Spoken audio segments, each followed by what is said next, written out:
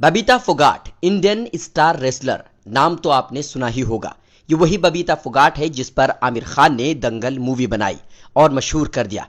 एक बार फिर चर्चे में है। इस बार चर्चे में आने की वजह है इनकी गंदी सोच। जमातियों को लेकर बबीता फोगाट ने ऐसा ट्वीट किया जिसे पढ़ने के बाद उनकी गंदी सोच के बारे में पता चलता है। तबलीगी जमात मरकज मामला जब सामने आया था उस समय बबीता फोगाट ने एक ट्वीट किया था तबलीगी जमात और कोरोना वायरस पर, जिसमें उन्होंने लिखा था कि फैला होगा तुम्हारे वहां चमगादड़ों से, हमारे हिंदुस्तान में तो जाहिल सुअरों से फैला है।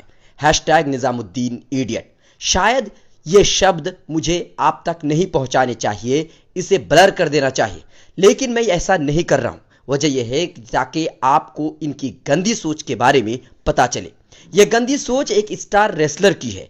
इस ट्वीट के बाद बबीता फोगाट का ट्विटर अकाउंट को सस्पेंड करने की मांग भी उठी। कुछ दिन के लिए अकाउंट को सस्पेंड भी कर दिया गया, लेकिन जैसे ही अकाउंट एक्टिवेट हुआ फिर वही जहर घोलना शुरू कर दिया। फिर एक ट्वीट करते हुए उन्होंने लिखा कि कोरोना वायरस भारत की दूसरे नंबर की सबसे बड़ी समस्या है, जाहिल जमाती अभी भी पहले नंबर पर बना हुआ है। हैशटैग जाहिल जमाती। इस गंदी सोच को देख कई लोगों ने ट्विटर पर ही जवाब दिया।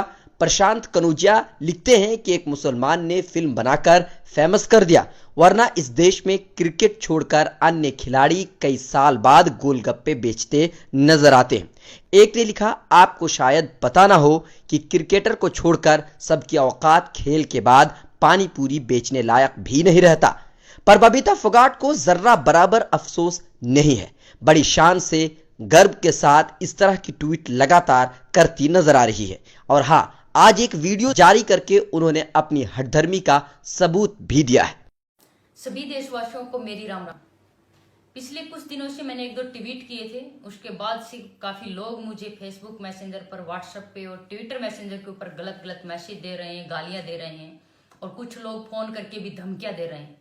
तो उन लोगों को मैं एक बात कहना चाहती हूँ कि कान खोलकर एक बात सुन लो और दिमाग में बैठा लेना कि मैं कोई जारा वसीम नहीं हूँ कि तुम्हारी धमकियों से डर कर घर पे बैठ जाऊंगी। मैं तुम्हारी धमकियों से नहीं डरने वाली, असली बबीता फोगाट हूँ। अपने देश के लिए हमेशा लड़ी हूँ और ऐसे ही अपने देश के लिए लड़ती रहूंगी और बोलती रहूंगी।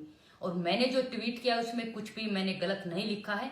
मैं अपने ट्वीट पे अभी भी कायम हूँ और आगे भी रहूंगी, क्योंकि मैंने सिर्फ उन लोगों के बारे में लिखा है जिन्होंने कोरोना संक्रमण को फैलाया है। आप लोगों से पूछना चाहती हूँ, क्या तबलीग की जमात वाले अभी भी नंबर 1 पे नहीं बने हुए? क्या तबलीग की जमात वालों की संख्या अभी भी नंबर 1 पे नहीं है? क्योंकि अगर तबलीग की जमात वालों ने कोरोना संक्रमण को नहीं फैलाया होता तो अब तक लॉकडाउन भी खुल गया होता और हिंदुस्तान से कोरोना भी हार गया होता। तो जिन लोगों को सच सुनने में प्रॉब्लम है तो वो लोग एक बात और सुन लें कि मैं हमेशा सच बोलती रहूंगी और सच लिखती रहूंगी। अगर आप लोग सच सुनना पसंद नहीं करते तो या तो अपनी आदत सुधार लें, नहीं तो सच सुनने की आदत डाल लें। Thank you so much. जय हिंद, जय भारत। देखा आपने कैसे अपनी बात पर अड़ी है। इन्हें गाली देने पर गर्व है। बबीता को मारने की धमकी दी जा रही है, ये बात बिल्कुल गलत है। क्योंकि अगर बबीता फोगाट ने गलत किया है तो इनको धमकी देकर, गाली देकर लोग गलती कर रहे हैं। बबीता फोगाट ये वो महान खिलाड़ी हैं जिसे कई लोग आइडियल मानते होंगे, पर इनकी सोच इतनी गंदी है कि आइडियल बनाने लायक नहीं है। और हाँ, 2019 में बीजेपी के टिकट पर इन्होंने चुनाव भी लड़ा, पर जनता ने मुंह के बल गिरा दिया था। अब समझ में आया क्यों। वैसे बीजेपी को खुश करने के लिए और पैसों के लिए ये कुछ भी करने को तैयार रहेंगी। बार बार जो देश हित की बात कर रही हैं बस एक ढोंग है। हमारे समाज में नफरत सिर्फ मीडिया ही नहीं बल्कि इन जैसे सरफरे स्टार भी फैला रहे हैं। सावधान रहें, सतर्क रहें।